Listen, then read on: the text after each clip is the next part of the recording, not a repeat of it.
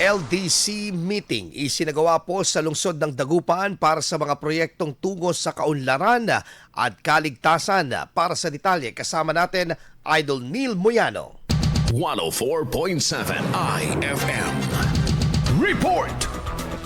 Isinagawa ang pagpupulong ng Local Development Council o LTC kahapon ay 30 ng Setyembre na ginanap sa isang mall sa Lucao District, Dagupan City upang talakayin at aprobahan ang mga pangunahing proyekto at budget na makaapekto sa kaunlaran ng lungsod.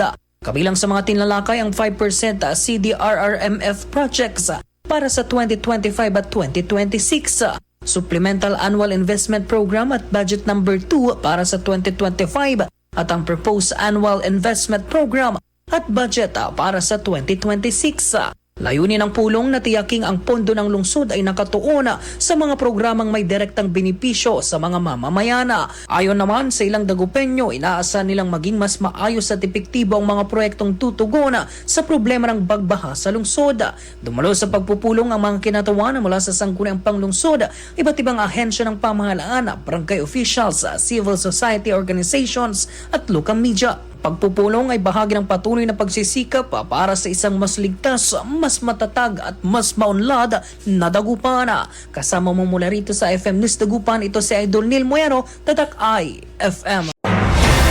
IFM News. IFM News. IFM News.